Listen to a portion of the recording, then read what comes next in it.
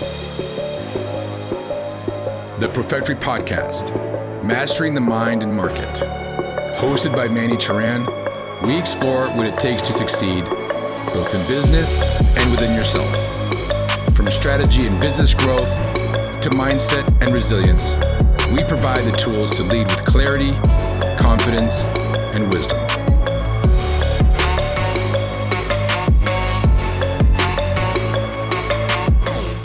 Welcome to the Profectory Podcast, Mastering the Mind and Market.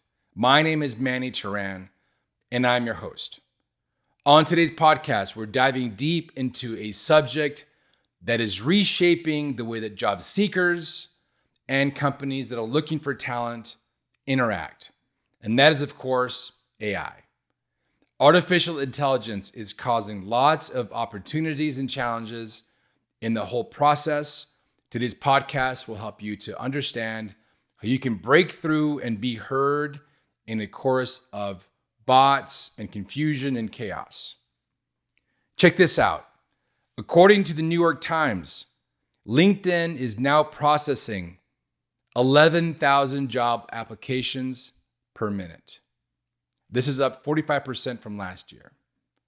So what does this mean? This means that the machine is now being taken over by AI. I remember back when I first started on the job market, there was experts out there. There was seminars. There were people that knew how to write a resume. And you spent time at these workshops, hours, crafting your resume to make sure that the hiring managers would see your talents, your strengths. And there was all kinds of schools of thought. There was people that or say, don't add any personalized hobbies or interests. There was those that would say, don't add or do add a mission statement or an objective. And so you'd spend all this time crafting a resume and putting it in the hands of the right people. This is back almost 25, 30 years ago, right? Then there was this initial advent of these early bots that would actually go through a stack of resumes, look for certain keywords and certain formatting, and then produce a smaller list so that the hiring managers would have the ability to sift through 100 resumes and come down to like 5 that were good. So those seminars shifted to making it pretty and making it presentable, to then making sure that the early bots would be able to find your resume. And I remember that there was a constant conversation about what's the best way to showcase your strengths. And then when I became on the other side, when I was hiring talent, then I would be able to look through the stack of resumes and be able to decide who are the best candidates to bring in. And so my resumes were maybe 25 would be turned in, maybe 30. We whittle it down to 5. We'd bring 3 of them in, and then we make a decision on 1. Now, check this out. HR consultant Katie Turner posted 1 job and got over 1,200 resumes for this remote job. In a couple of days, her stack just grew and grew, and it took her a month to sift through all that to find the right candidate. So what's happening now is you're able to take your resume and craft it carefully using AI, of course, using ChatGPT and other tools, so that it answers all of the questions that the hiring managers are putting out there from their job recs, right? You go to Indeed, you find a job rec, you take that job rec, you drop it into ChatGPT, and you say, here is the job rec. Here's my resume. Recraft my resume so that it answers all of the questions that are being asked in this job rec. 2 seconds later, you've got a customized resume.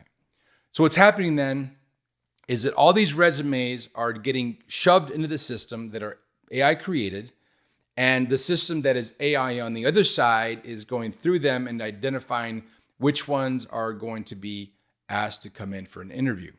So what's happening is you're getting a bot on bot arms race.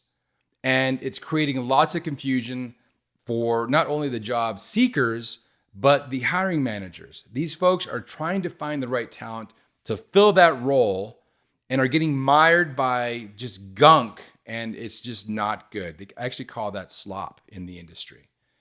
I recently went out and we're trying to find a CNC programmer for the company that I run. And we got a handful of people that were from a different country. We got people that were even not qualified, but we could tell that the bots were just out there pumping out resumes. If there was a keyword in the job rec that resonated, they would just take that resume and just jump it in. So how do we get actually through this madness? Recruiters are overwhelmed. Hiring managers don't know what to do. Job seekers as well are having a hard time connecting with the right people. And there are lots of tools out there that are hoping to bust you through that process, but there's a lot to be discussed. So let's talk about the filters that are used by AI to look and scan and reject the resumes. There's companies like Chipotle that have tools called Avocado, which are looking at hiring, taking your hiring time and slashing about 75%. Anyway, the whole process here is that humans are getting lost in the noise. And this arms race is not getting any better. It's actually going to become more chaotic. So let's be real. Even though AI is there and even though we're having to deal with it, it's not going to go away. We all know that. So what is the secret weapon that's going to bust you through that process? It's not going to be an app. It's not going to be some filter or some optimization tool. Your way to get through that process is through your humanness. This is where Profectory comes in. This is what's going to give you that advantage and create the persona that'll bust through the noise and get you that job. So what does that look like? Number one, follow up with intention.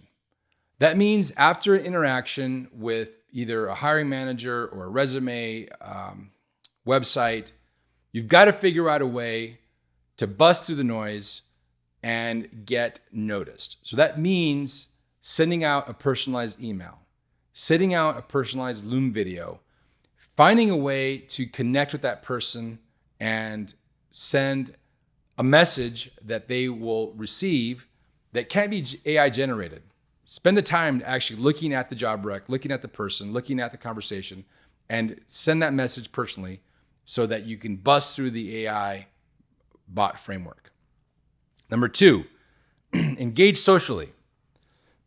Comment on LinkedIn. Comment on their social media channels. Find a way that you can get mind share and pop out among the noise. Number three, use your network the right way. Okay, we all have these LinkedIn accounts. We all have hundreds or thousands or tens of thousands of people in our network.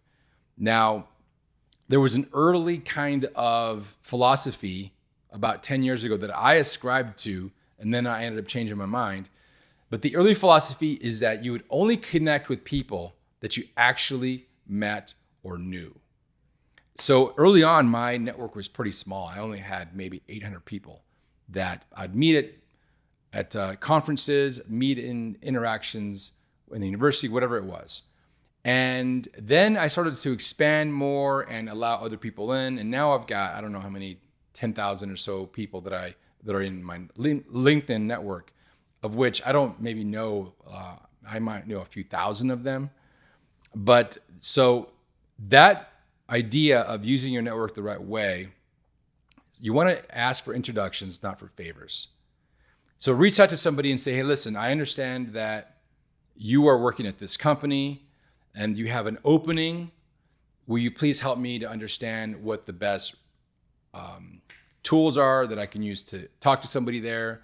Can you please help to illustrate the right person that I should speak with? Whatever it is. A lot of people in that company are actually rewarded for bringing in talent. And, fundamentally, people are wanting to do the right thing. They want to help their company out. They want to be part of the solution, not part of the problem. So you reaching out to somebody in a network and asking for that introduction is actually a good thing.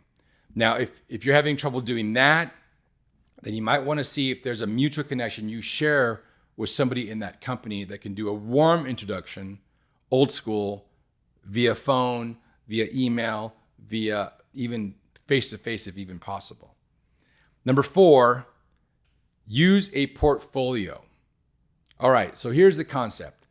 The resume as we know it is changing. It's dying. It's transforming into something else. Now, the idea of a portfolio is you take that resume and you give it some life. You illustrate your experiences, you illustrate your work product in a portfolio that is a website for you. There are so many website builders today. You can hire somebody from Fiverr for $100 and they can do a pretty nice website for you. And what you want to do is you want to either use redacted information or use mock information or even provide a password front end so that you don't share a lot of personal information, of course. But what you want to do is you want to create this live website with the kind of things that you've worked on. And so if you're a graphic designer, that's super easy. But if you're in insurance, if you are in engineering, if you're in some other social services, it's a little bit harder to do that. But you can still do that. You can use mock instances where you can say, in this situation, of course, redacted, so you don't use the actual names. This is what I did. These are the situations. These are the projects I worked on. And if even possible, you can have links in that website to the actual program or process that project you worked on, whatever it might be. All right, number 5, live interaction wins. If you're able to do a face-to-face with somebody in that company, if you're able to, of course, meet with the hiring manager, of course, that's the best thing to do. But if not, you can even set up a short Zoom call. Hey, can we have a 10-minute Zoom call so that I can illustrate what some of my background, or I want to learn more about your company. And so you've got to be creative. You got to take those gloves off and you've got to lean in, because in today's day and age, finding a job, finding the right job is not only the goal, but it should be the central conversation that's being had between the job seeker and the job giver. And what I mean to say by that is that a lot of job companies that are hiring, they want to find the right talent. That hasn't changed. But finding the right talent in a world where you're getting 10,000 resumes is going to be difficult. So using these 5 things is going to help you to break through the noise. All right, the future of hiring. We're moving towards what I call the post-resume era. I mentioned earlier that the resume is changing, it's transforming, it might be even dying. Authenticity, proof of work, these portfolios I mentioned are going to be the way that things transform too. And companies like Anthropic, for instance, are asking their job seekers to not use AI when they're submitting an application. So it's really because it's impossible to separate what's happening with all these bots, by the bots. So you've got to find a way to connect to that humanness. And the big thing now that is interesting is that a lot of companies are being forced to more proof-based hiring practices. And what I mean to say by that is you can have a resume with your experience. Yeah, I know this, I know SolidWorks, I know Excel, whatever it might be. Or I know how to speak Spanish or Italian or whatever it might be, of course. But where things are changing is they're asking for more proof than that. So proof-based hiring is like trial projects. Okay, we're going to do, rather than bringing full-time, we're going to do a short-term contract. We're going to do collaborative interviews where we bring an expert from our technical staff to actually work with you to solve a problem. We're going to do live whiteboarding sessions where you're going to walk us through a process and then generate the solution. So it's going to be a lot more of that than relying upon the word that's written on this resume. And again, that comes back to your humanness, which means that you've got to be even more truthful to yourself and to your resume. If you are maybe not so good at Italian, but you have fluency in Italian at an expert level, if they're going to challenge you, they're going to be bringing somebody from their team to interview in Italian, and you don't know how to speak Italian, it's going to be bad for you. So you've got to really lean in on that humanness and create that connection with yourself through your resume, through your portfolio, and then be expecting that short-term project, that whiteboarding session, or these other proof-based hiring topics I just mentioned. So just to sum it up here, I have a bit of a playbook that I believe is a very strong strategy you can use in finding a job. So, number one, master both the message and the medium. So don't just send a resume, create a narrative. Find a story. Find a way to put your story out there. There's YouTube. There's these portfolios I mentioned earlier. There's personalized videos. You've got to find a way to master the message and the medium. Number two, do what bots can't. What can't bots do? Eye contact. Use your voice. Follow up with a real question. If you're having an interview with somebody and you spent some time looking at their social media channels, which are public, they may or may not be public, you can say, hey, listen, as I was doing research for this job, I understand that you are actually into Frisbee golf. Well, it turns out in college, I actually played in an intramural Frisbee golf team, or whatever it might be, right? So now you're creating human connection. You're creating something that's beyond just what's written on a piece of paper or what these lines of code are that are going through back and forth between bots. That's called your resume. And so you want to create that humanness between you and the interviewer. Now, if you haven't gotten to that point yet, you want to find ways when you send that email out to them that you can make the similar connection. Number three, use AI smartly, not lazily. So AI should be a tool to polish, not to fully create your resume. Go back to the old school processing. Go back to the way to highlight your experiences and use AI to clean it up. You don't have to actually use AI to do everything. I would highly advise against doing that process of taking the job rec, dumping it into ChatGPT, taking your resume, dumping it in there and say, okay, recreate my resume to answer these questions. I highly advise against that. Number four, so you have to really stay still long enough to reflect.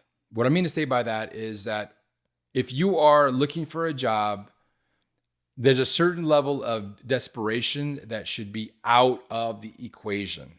And it's hard to say that, especially if you've been out of work for a long time. But you really want to spend time looking through the job market to find jobs that resonate with your skills and talents, by companies that resonate with your value system, and then put the process in place, send it over, and come back to the idea of stillness, come back to the idea that you can't control once you send it to the other side. Now, this is really hard to say, especially if you had your eye on a job that you really loved or you really thought was good for you and you didn't get it. I know it breaks your heart. I've been there. I've had many job openings that I really wanted and I thought I was just massively qualified for, and even to the point where I went through a couple of interviews and then I didn't get the job. Broke my heart. And so I get it, but every path that you are on is going to take you in a different direction. So just realize that your path is your path. The idea of the amore fati, which is a Latin word which means love your fate, which is another Stoic principle, meaning that put it out there, do your best, and realize that if you don't get the job, it was meant not to be. And number 5, remember, trends change, but authenticity and humanists do not. AI is a very powerful tool. AI is reshaping and redefining the way we do business. It's reshaping and redefining the way we live life. But recognize that the human element will always prevail. The human element is going to give you the best chance for growth, connection, and success in the end. So just to wrap up here, AI is not your enemy. Use it as a tool. It's going to be there. It's not going away. And the hiring process is changing, and you need to evolve with it, but at the same time, stay ahead of it. If everybody's putting their resumes through this bot process, you've got to find a way to be that lone voice on top and above the chorus of bots and madness and chaos so that you can connect with the right hiring manager, the right job, and create this massive opportunity for you and your family by getting this job. So until next time, thank you for your time, and I appreciate the opportunity for me to share with you some ideas and thoughts about how you can find a job and get connected with the right resources in the job market.